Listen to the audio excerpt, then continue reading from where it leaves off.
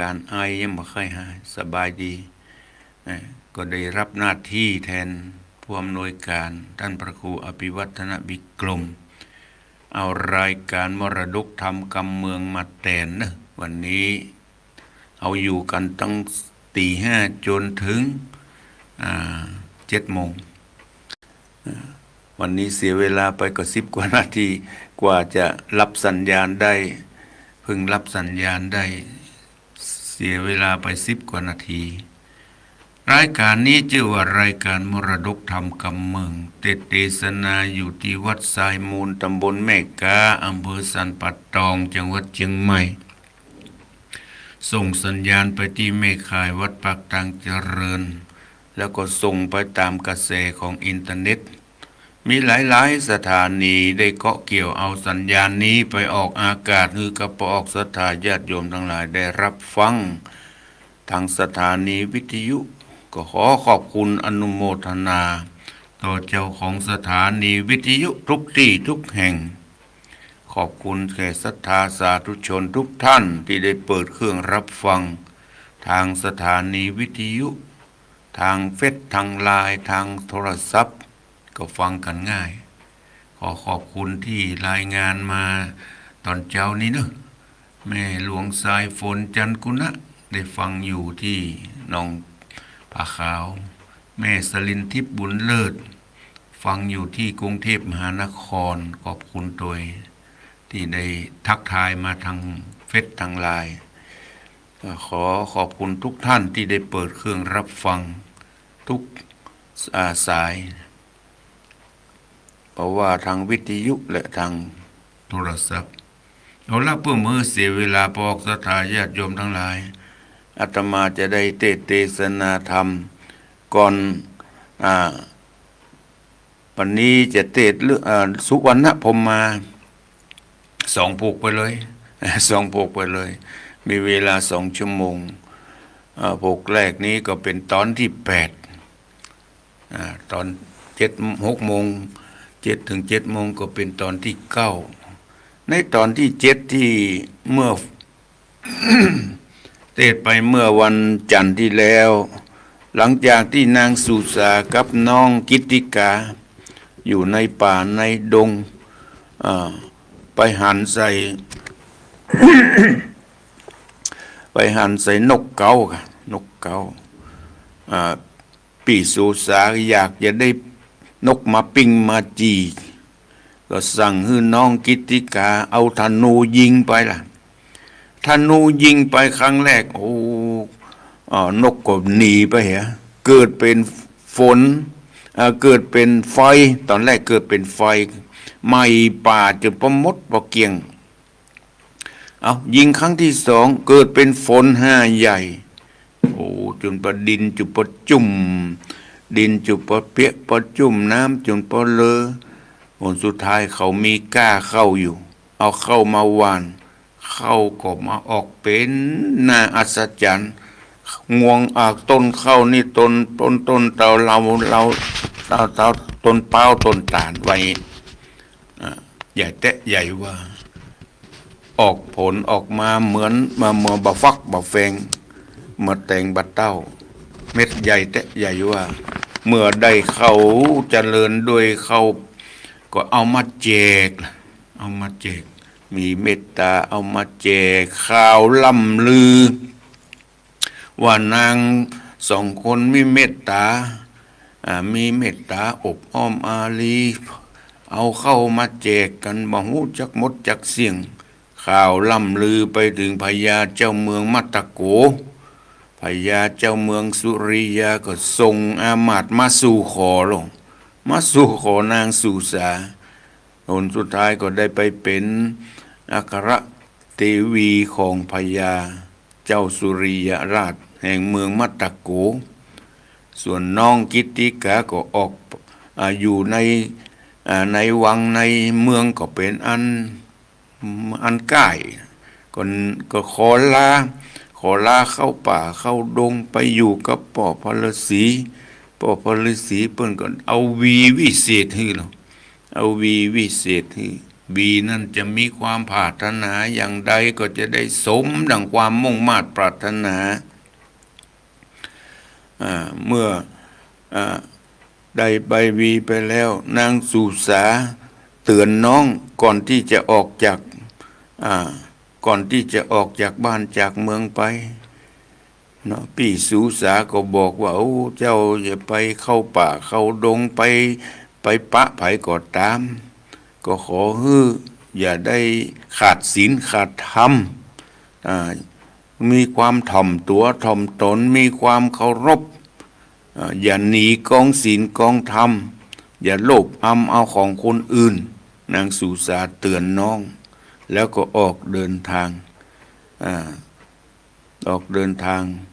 ทีนี้ขอกล่าวถึงพญาพมทัตแห่งเมืองปาราณสีปกครองประชาก็มีความสุขดีในเมืองปาราณสีนั้นมียักษ์ตนหนึ่งในเมืองมันเป็นเมืองกว้างมีทั้งป่ามีทั้งเมืองในเขตเมืองนั้นมีพญายักษ์ก็ใครอยากกินจิ้นคนกินจิ้นเสือกินจิ้นกวางควาฟานมันก็เป็นอันเมินอันนานอยากให้กินจิ้นคนมันก็หาวิธีแถลงตนเป็นคนธรรมดาออกมาในเมืองมาเล่าฮือกับหมู่ปัจจานาจีทั้งหลายจนไปถึงหูของอามาตย์ก็เอาความนี้ไปเล่าฮือกับพญาพมทัตคนนี้ก็มีความเก่งเหมือนกันมีความเก่งในเรื่องหมากสักกาเดี๋ยวนี้มีคนมาต่อตาเล่นหมากสักกาทดลองกับพญาเจ้าเมืองก็ตอบรับพญายักษ์ที่ปลอมมา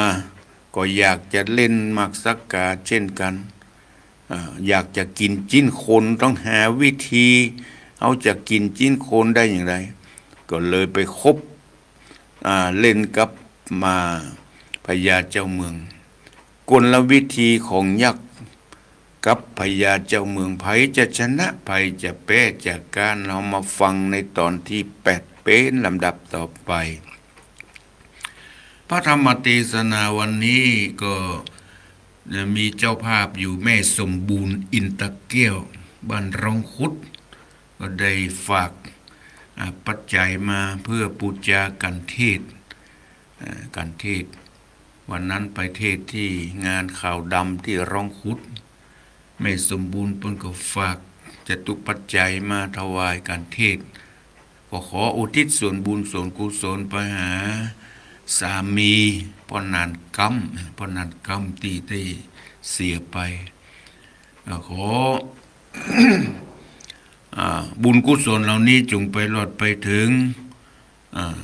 พ่อนานกำตลอดถึงญาติที่ได้ล่วงลับดับขันไปและบุญกุศลแถมส่วนหนึ่งนั้นก็ขอจงเป็นภรวะปัจจัยเป็นบุญเป็นกุศลได้ปกป้องคุ้มครองรักษาแม่สมบูรณ์อินตะแก้วพร้อมครอบครัวลูกเต่าหลานเหลนคือได้อยู่ร่มเย็นเป็นสุขในพระบวรพุทธศาสนาจงมีอายุวันนะสุขภาละเนอแม่สมบูรณ์อินตะแก้วได้บูชากันเทศมาลำดับต่อไปก็ขอได้สดับรับฟังพระธรรมเทศนาสุวรรณพรหมาตอนที่8เป็นลำดับต่อไป นะโมตัสสะภะคะวะโต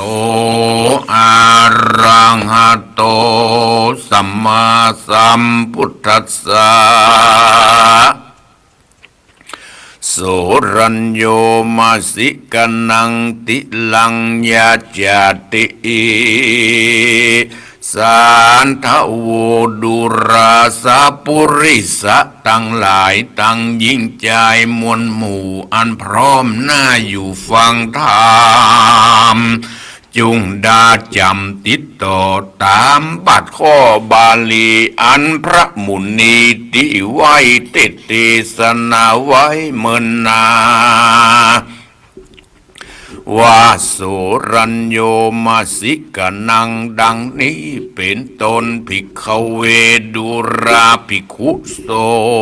งฆ์ตนตะรงศีลใสบทเศร้าทุกคำเจ้าภาวนาอันว่ายักขาบับสาวกันว่ามันได้เข้ามาในเวียงใจจอมคนไปมวลหมู่เข้าไปสู่หอคำแก้งไขกรรมกล่าวอูฮือพยาหูตามเม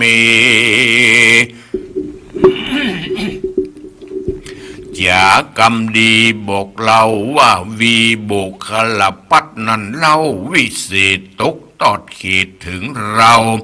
ตามปินเตาว่าไว้ว่าวีนี่ใจได้ละใจได้หลายประการภาพภัยมารมวลหมู่ภัยมีอยู่กับตนเป็นมงคลลำเลิศปาฮือเกิดสุขีสวัส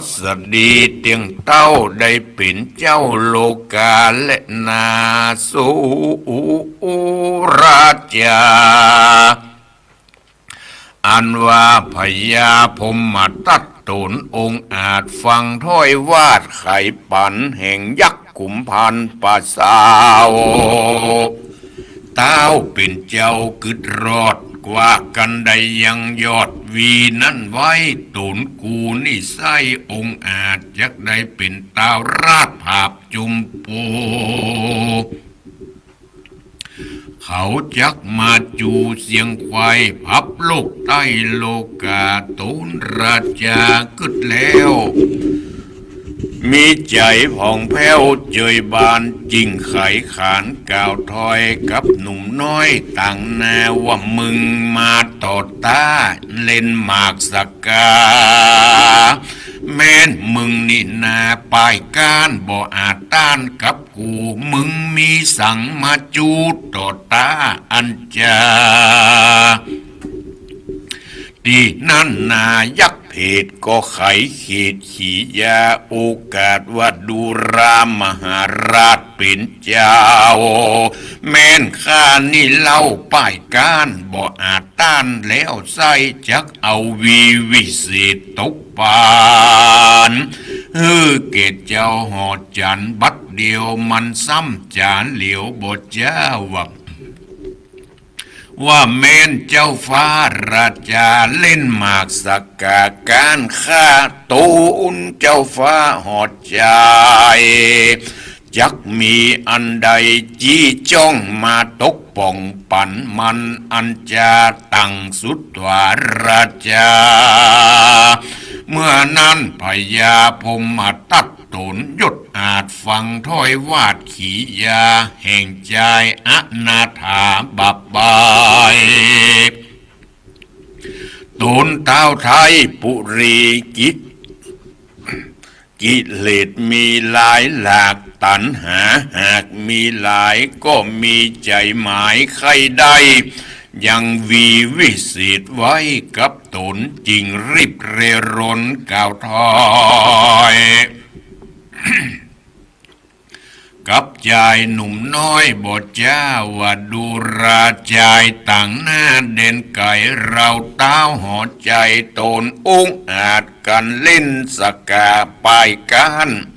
จักยกอย่างบ้านเมืองโยธาเรืองไผ่ใต้พร้อมเสียงควายหอคามตามดังกรรมกล่าวไว้บ่ฮือได้ผิดผันเต้าหอดจันกล่าวแล้วก็เอาหมากสกาแก้ววางลงต่างก็ปากันทงเล่นหมากนับแต่หากใดถึงจิ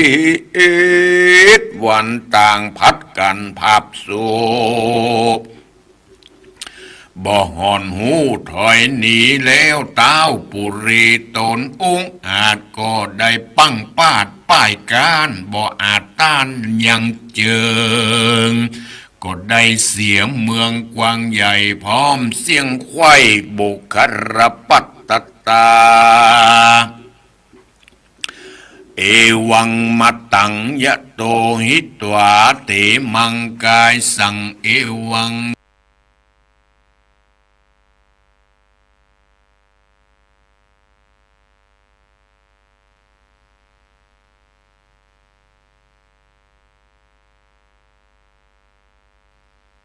เอวัง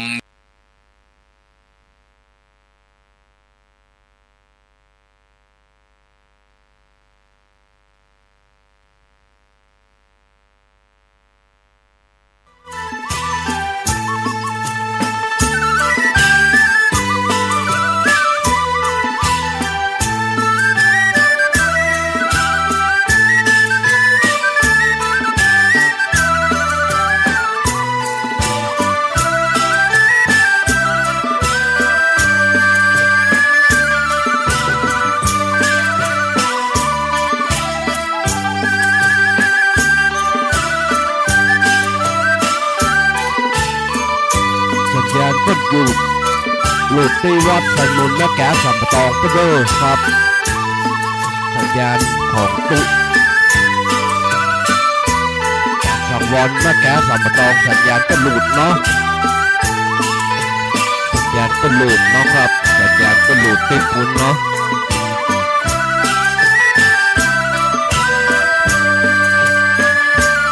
สัญญาณและแกสัมปตองก็หลุด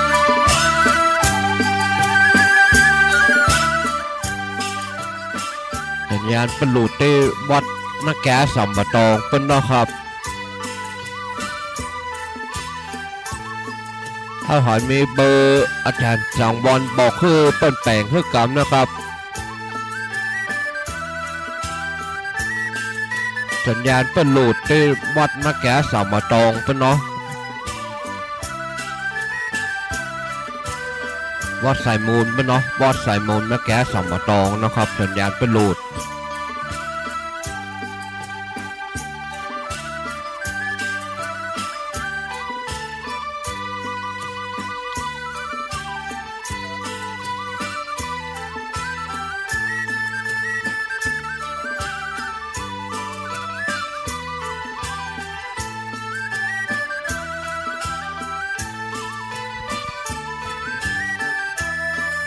แม่น้อ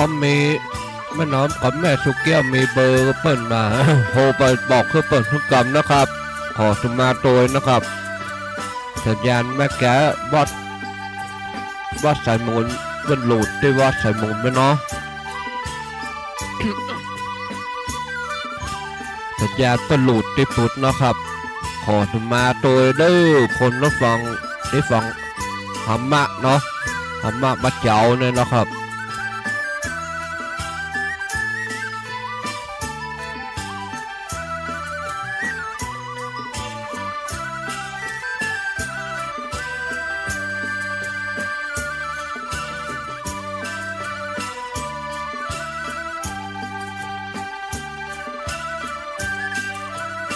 สัญญาณเป็นหลุดเนาะสัญญาณเป็นหลุดขอบคุณเลยขอบคุณเลยกำลังต่ออยู่เด้อแม่มันสัญญาณรูทมันไม่มีเจ้าที่ขึ้นสีขาวกำเอาอันเจบอกว่าบอกให้ท่านพระครูโอ้ขอบคุณเด้อเจ้ากับไว้ฉาด้วยเจ้าต่อใหม่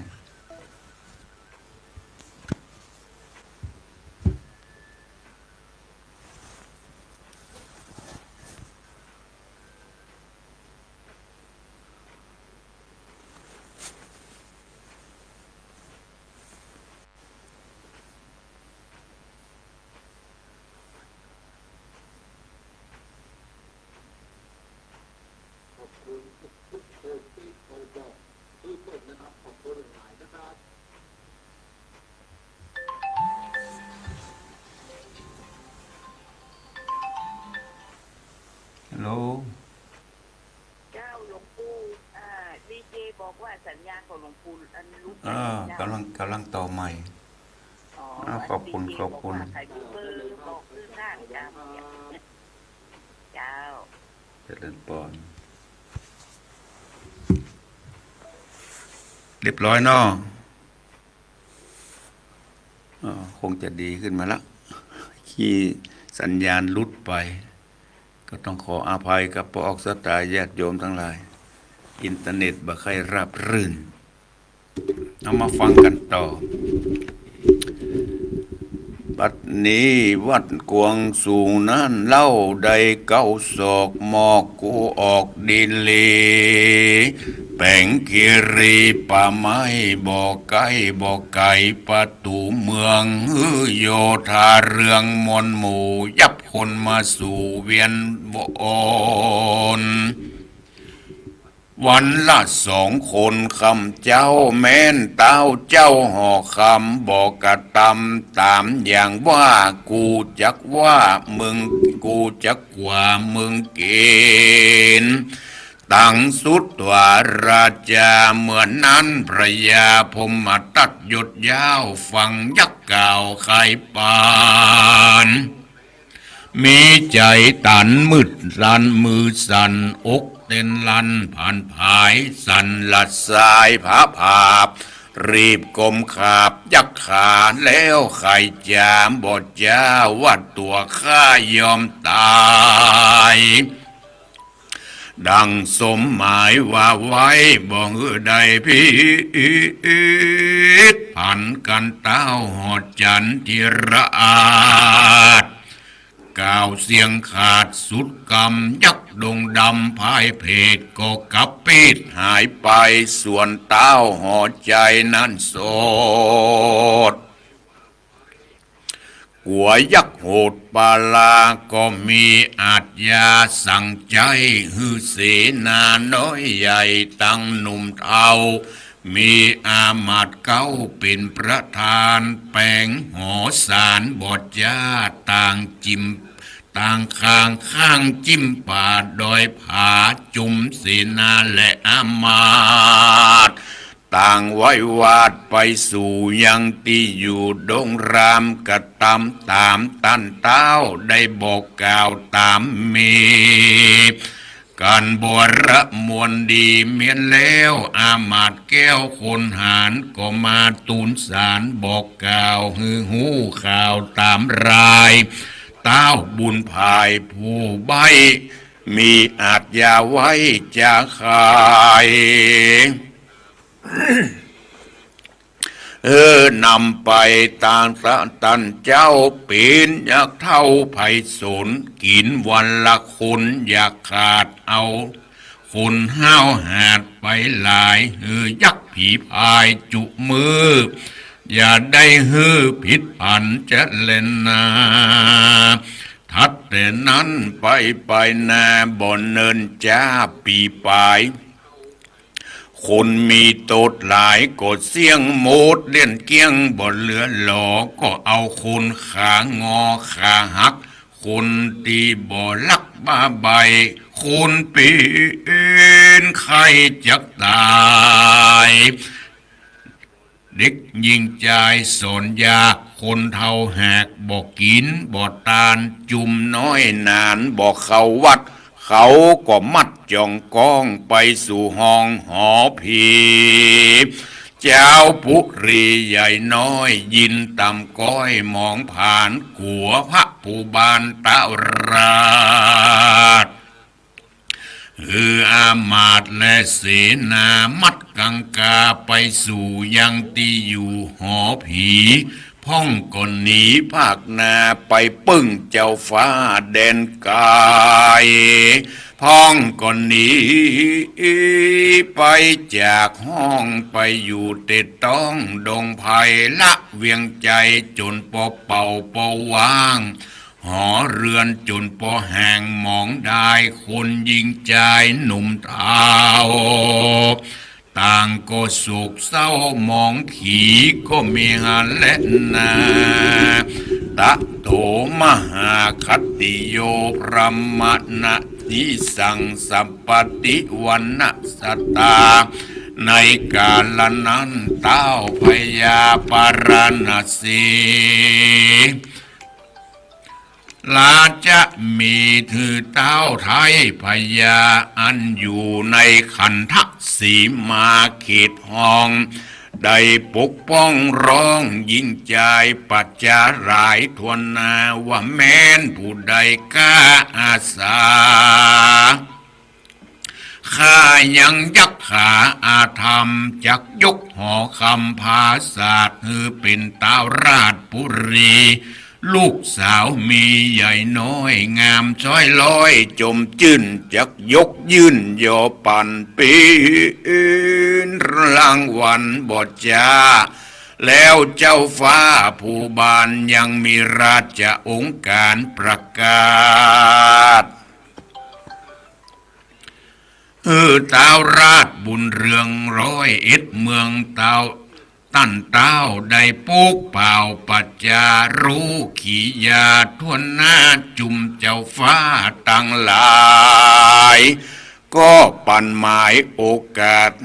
อมาตย์เสนาไขขียาเป่าร้องพับขีดห้องไผ่มันก็เมียนและนา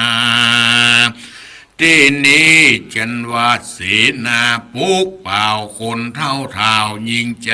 ต่างจะหมายเล่าเศร้าไปตัวดาวปุรีเศรษฐีปอกาลูกเจ้าฟ้าต่างเมืองอามาตย์เรืองหนุ่มเทาลูกเต้าเจ้าห่อคำ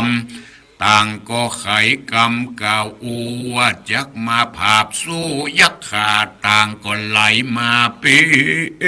นหมู่เข้ามาสู่เมืองหลวงขุนปันปวงหนุ่มเทาต่างต้านเล่าจากกันว่าหมอกยักษ์กุมพันปากกวางบ่หอนอ้างจักกลัวจักฟันหัวพุดขาดบ่ฮือย้ายบาดตันหนีพ้องว่ามีมนต์วิเศษปู่ยักษ์เพศผีพายมันเตียงตายย้อนข้าพ้องว่ามันมีมนต์กล้ากระทาเกยเข้าดงนาปากกว้างเล่าเอาจ้างเสือมีราชสีแรดจ้างจุงเป็นหมู่ตัวมาพ้องมียาพิษหลากกันยักกาบเข้าปากบดตันคายมันเตียงตายหมุบมูพ้องก็กล่าวอู้จะแข็งว่าจักฟันแต่งยักหยาบหือเลือดอาบเป็นสายอ่องลักลายพ้องสักลายเสือเต้นลบหลีกเว้นกงธนูจักเข้าจูจิมกายฟันยักษ์ใหญ่บัดเดียวพองจาเหลียวมอกบอกหมู่ว่าอย่ากล่าวอู้จะหลายสูเตี้ยงตายมวยม้างคงเหลือข้างแต่ข้าได้หมายหน้าปิกขึ้นมาย้อนข้านี่นะวิเศษมีศาสตรเป็ดกถากันปูยักขาเข้าใกล้จักฟันถึงไส้ทับปอดมวยมอดเป็นผีพ้องอวดมียันเก่าเจนปู่เท่าปิดตาพ้องว่ามีกถาคำเขียวกันยักขบเกี้ยวนั่นไส้เตี้ยงร้อนไม่ปานไฟพ้องจ่าไขอวดอ้างว่าหมอกยักปากกว้างบ่หอนกัวย้อนว่าตัวแห่งข้ามีดาบก้าลงยันจักฟัดฟันบ่ยังเป็นบังเป็นต้นจักฝ่าเข้าฟันก่อนบำวายเข้าตั้งหลายมวลหมู่จากกล่าวเนืองนานย้อนใจหวันอยากได้ลูกดาวไทยพญานั้นและนากันว่าเขามารอดแล้วยังเวียงแก้วห่อใจต่างพัดกันไปรบหาบกับยักษ์หยาบอาธามยักษ์ดงดำหาวหาดก็กำแข่งฟาดเป็นผีพ้องเล่นหนีปิกปอกวายหน้าออกคืนมาลางคนนั้นหนาขวาดรู้บ่อาจสู้ผัดโจร รีบถอยหนบอดจ้ากลัวยักษ์กล้าผีพายพ้องก็ตายมวยมั่งที่เหลือข้างมีอยู่ ก็รีบบ่ายหน้าสู่หนีไปก็เมหันและนาดังได้เทศนามาก็มีด้วยพระกาดังกล่าวมานิแลนะเนติตังขียาสังวันนาวิเศษจะห้องเหตุสุวรรณพมมาผูกทวนแปดก็บังโคมสมเรศเดชธรรมเทศนาที่อาตมาได้เทศนาไปในเรื่องสุวรรณพมมาที่เทศไปในทำนองแบบปืนเมืองเหนือก็จบลงไปในตอนที่8ก็พอจะสรุปใจความโดยย่อๆหลังจากที่พญาพมตัดกับยักษ์พายเพศที่แถลงเป็ดเป็นคนมาอู้กันในเรื่องการพนันขันต่อในเรื่องหมากสกานะยักษ์มันกินสัตว์กินกวางกินฟานมาก็เป็นอันเมินนานแต่เปิ้นเล่ากันว่าจีนคนนี่มันหวานกว่าจีนสัตว์ไว้มันก็อยากจะหาวิธีเขาจะมีวิธีอย่างใดที่จะกินมนุษย์มันเมินไปเมินนานก็ต้องไปต่อรองกับพญาเจ้าเมืองพญาเจ้าเมืองก็มีความมานะถือตัวว่ากวนนี่เก่งยักษ์เลยถามพญาพมตัดว่าถ้าท่านป้ายการเนี่ยท่านจะเอาอันใดมาเป็นรางวัลพญาพมตัดก็ถามยักษ์ว่าเมื่อท่านป้ายการล่ะท่านจะมีอะไรยังพอดีพญายักษ์มีวีวิเศษอยู่เห็นละมีวีวิเศษถ้าวีนี่ถ้าเอาปัดมาเอามาปัดมาวีนี่นะต้องการอะไรยังก็ได้ทุกอย่างต้องเป็นวีวิเศษยักษ์ก็อยากจะได้วีวิเศษยักษ์ก็พญาเจ้าเมืองก็อยากจะได้วีวิเศษของพญายักษ์ก็ดีละเมื่อตั้นเอาวีฮื้อข้าเนอะพญาพมตัดว่าอย่างนั้นแต่อยากได้พญาพมตัดอยากได้เหลือเกินอยากได้วีข้าต้องได้แน่ตึกในใจพญาพมตัดมีมานะถือตัวว่าตัวเก่งแหละทีนี้พญาพมตัดเมื่อถูกยักษ์ถามว่าเมื่อท่านพญาล่ะเมื่อท่านการล่ะท่านจะเอาอย่างฮื้อข้าเป็นรางวัลพญาพมตัดถือตัวว่าตัวเก่งอวดดี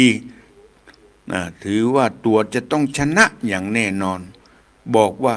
ถ้าข้าการข้าจะมอบบ้านมอบเมืองฮื้อท่านไปครองไปเลยว่า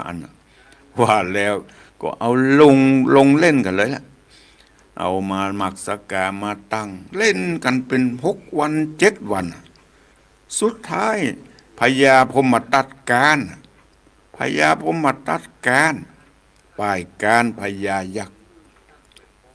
ที่แถลงเป็ดมาเป็นคนยักษ์ได้ทีแหละก็แถลงตนเป็นยักษ์ทันทีตนเป็นโถใหญ่เท่าต้นตาลโอ้โหเบ่งรัศมีล่ะเพราะได้ทีแล้วล่ะว่าเจ้ามอบบ้านมอบเมืองให้แก่ข้าแล้วเจ้าจะต้องทำตามที่เจ้าว่าบัดเดี๋ยวนี้เจ้าจะต้องหาคนมาฮื้อข้าวันละ2 คนวันละ2 คนฮื้อแปลงห่อไว้ที่กลางป่าหน้าถ้ำของข้าฮื้อส่งคนไปวันละ2 คน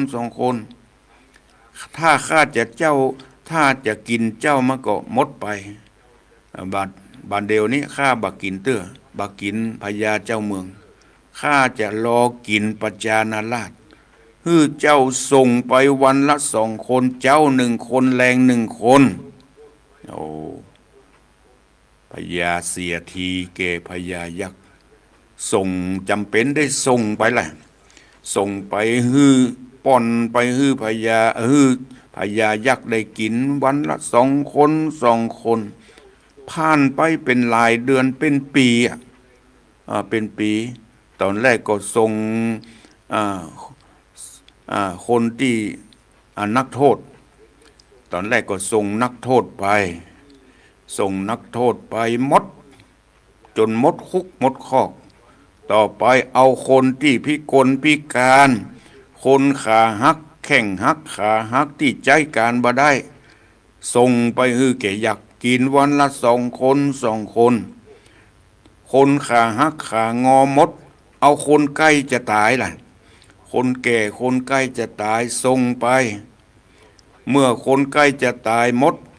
เอาคนยิงใจที่ว่ายากสอนยากเนี่ยคนที่ว่ายากสอนยากไปส่งไปคนที่มันลึกเอา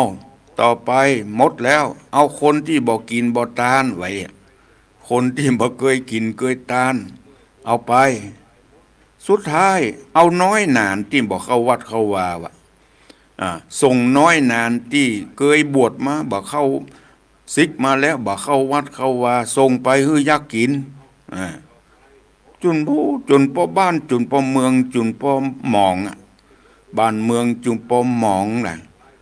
โอ้ส่งคนไปบางพ่องก็หนีไปเมืองอื่นบางคนก็หนีหูตันหนีออกบ้านออกเมืองกลัวตาย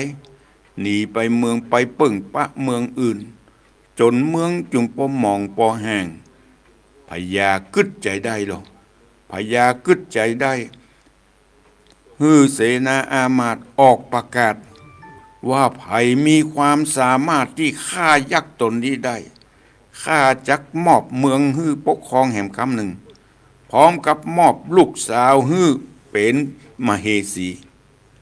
ข่าวนี้ล่ำลือไปถึง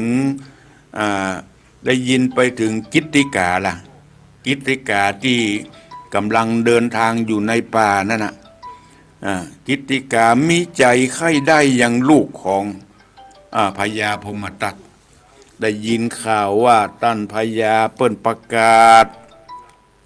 ว่าไผมีความสามารถฆ่ายังยักษ์นี่ได้จะมอบบ้านมอบเมืองพร้อมด้วยลูกสาวฮื้อแก่คนนั้นไปได้ปกครองทีนี้กิตติกาได้ยินข่าวนี้ก็มีใจใครได้ยังลูกพญาเจ้าเมืองอยากจะไปสู้รบกับยักษ์คนนี้พอออกศรัทธาญาติโยมทั้งหลายกิตติกาเพิ่นก็มีดีอยู่คือมีธนูวิเศษอยู่ดังนั้นในระหว่างกิตติกากับพญายักษ์เนี่ยใครจะชนะจะมีการต่อสู้กันจะมีการเอาชนะกันจะปราบยักษ์มารตัวนี้จนบ้านเมืองจนได้ใครบ่มีภัยมันกินไปวันละ2 คนผ่านไปเป็นปีนี่นะคนนักโทษก็จนพอหมดไปนักโทษก็จนพอหมดไปคนพิกลพิการก็จนพอหมดไปหนสุดท้ายเอาน้อยหนานที่บ่เข้าวัดเข้าวาก็เอาไปฮื้อกินก็จนพอหมดปดเสี่ยงพญาก็มาคึดใจได้เฮาจะมีวิธีใดที่จะเปลี่ยนแผนที่จะปราบพญายักษ์ตนนี้ได้ก็เลยหาวิธีข่าวนี้ลือไปถึงนอโพธิสัตว์เจ้ากิตติกากิตติกาจะมาปราบยักษ์ตนนี้ได้หรือไม่จะมีความประสงค์อยากจะได้ลูกสาวของพญาพมตัดคนนี้จะสำเร็จหรือไม่พระธรรมเทศนาเรื่องสุวรรณพรหมาตอนที่8ก็จบลงเพียงแค่นี้ปอกศรัทธาญาติโยมทั้งหลายเอาก้อยมาฟังในตอนที่9ในชั่วโมงต่อไปสำหรับชั่วโมงนี้เวลาที่เหลือนี้ใครที่จะโทรมาอู้มาจ๋าแจ้งผลการรับฟัง ส่ง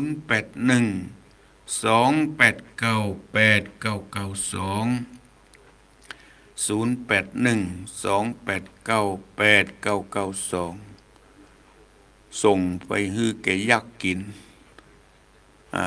ยักษ์กินเป็นปีมันปีหนึ่งมันมีกี่เป็นกี่วัน คนก็เสี่ยงไปจนประมดคนที่บ่กินบ่ตานก็เอาไปส่งไปฮื้อกิน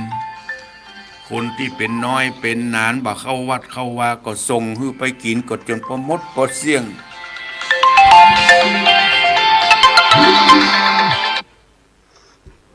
เจริญปนแต่เจ้าถ้าพระครูหลังจะส จาก บายกับเจ้ายังก็ จะสบายกะ เป็นวัดเป็นไอนิดหน่อย ช่วงนี้มันอากาศร้อนๆหนาวๆเมื่อวานนี้เช้ามันหนาว เป็นวัดเป็นนิดหน่อย แต่ก็พอไปใจได้ขอบคุณเนอไม่หลวงเนอสุขภาพไปเด้อขอบคุณไม่หลวงสายฝนจันกุลนะเจริญปนไหนจ้าพระครูเจ้าโทรมาจากไหนจากในเรือนเส้นต่อเจ้าในเรือนเส้นต่อฟังชัดเจนเนาะเจ้าชัดเจนดีเจ้าโอ้ขอบคุณแม่เรือนเนอเจ้าบุญรักษาอยู่ดีมีอยู่ดีมีสุขเจ้าสาธุเจ้ารักษาอากาศเปลี่ยนแปลงบึ้นฮ้อนบึ้นหนาวเมื่อเจ้าหนาวเมื่อวันฮ้อนก็เป็นวัดเป็นไอกันก็เป็นธรรมดาแต่ก็ต้องรักษาสุขภาพของภายของมันนะรักษาสุขภาพคืออบอุ่นอยู่ตลอดรักษาอุณหภูมิของร่างกายเจริญปนท่านพระครูเจ้าโทรมาจากไหนแม่คำนวณเจ้าจะสอนเจ้าแม่คำนวณเจซ้อนเมืองปานฟังชัดเจนดีเนาะที่เมืองปานเจ้าชัดเจนดีขาดตอนไปยังมืดเนาะมันขาดตอนไปหน่อยเจ้าชัดเจนดีเจ้าเน็ตมันบ่ค่อยรับรื่นตัวได้เจ้าสาธุเจ้าคุณแม่คำนวณเจริญพรพอยสักการเป็นเรื่องของคำเนอะขอบคุณเนอะที่โทรมารายงานบอกได้ยินเจ๊ว่าใครมีประเทศโทรบอกคำเนอะขอบคุณเนอะพอมันทำเนอะฟังชัดเจนตอนหลังนี่ก็ฟังชัดเจนเนาะชัดเจนมาครับตั้งแต่ออกมานี่ชัดเจนครับมันยุดอยู่เดียวเนาะกลัวยักษ์ก็คนที่บ่ทำบุญให้ตาว่ะได้วีสักวันเลยเนาะคนที่บ่ทำบุญให้ตาเพิ่นก็ส่งไปให้กินว่ะขนาดน้อยหนานยังบ่ไว้อ่ะเอาไปส่งไปมันน้อยหนานมาได้มันแบบไปเนาะเป็นคติเตือนเนาะขอบคุณพ่อบุญธรรมเนอะครับผมไว้สาครับอยู่ดีมีสุขคนที่บักเขาวัดเขาว่าก็ส่งไปให้กินน้อยนั้นบักเคยไปวัดไปว่าก็เข้าบักเคยอยู่วัดมาเมินแล้วก็คงจะใกล้มันน้อยนานเราควรจะนึกถึงที่เราได้ห้ำได้เฮียนมานึกถึงบุญคุณของครูบาอาจารย์เป็นตัวอย่างแก่ลูกแก่หลานเราเป็นน้อยเป็นนานก็ควรจะรักษาการที่ได้ห้ำได้เฮียนมานั่นเป็นประโยชน์เนี่ยมันเป็นคติเตือนพระออกสตาญาติโยมทั้งหลายคนที่มาทำบุญฮื้อทานเกิดมาก็มันอยู่ว่างๆมันมีประโยชน์อย่างก็ควรจะทำบุญฮื้อทานสร้างอริยทรัพย์ให้กับตัวเองมีการข้ามไปวัดไปว่าก็ทำบุญได้หลายอย่างการทำคุณงามความดีมีหลายอย่างไม่จำเป็นจะต้องฮื้อทานไม่จำเป็นรักษาศีลอุตตาภาวนาการทำความดีคนบอกว่าบุญกิริยาวัตถุ10ประการมี10อย่างเดียวเจริญปนโอ้โทรมาจากไหน บัวลำปางเจ้า อ๋อแม่บัวจากลำปางที่ลำปางฟังชัดเจนเนาะ ชัดเจนตอนนี้ชัดเจนแต่กี้มันเป็นอย่างโมโหเจ้า อันกะ เจ้า มันมีเป็นบางช่วงบางเนาะขอบคุณเด้อแม่บัวเด้อบุญรักษาอยู่ดีมีสุข ตู้สาธุเจ้า ช่วงนี้ก็ขอยุติในรายการมรดกธรรมกำเมืองไว้ก่อนเด้อเอาก้อยมาปะกันใน6 โมงปลายสักน้อยก็จะมาโปะปะในสุวรรณพรหมมาตอนที่9ช่วงนี้ผ่านวันพระวันศีลไผจะไปวัดไปวาก็ขอเชิญเด้อไปทำบุญตักบาตรขอยุติไว้เพียงแค่นี้อายุวันโนสุขังพระลา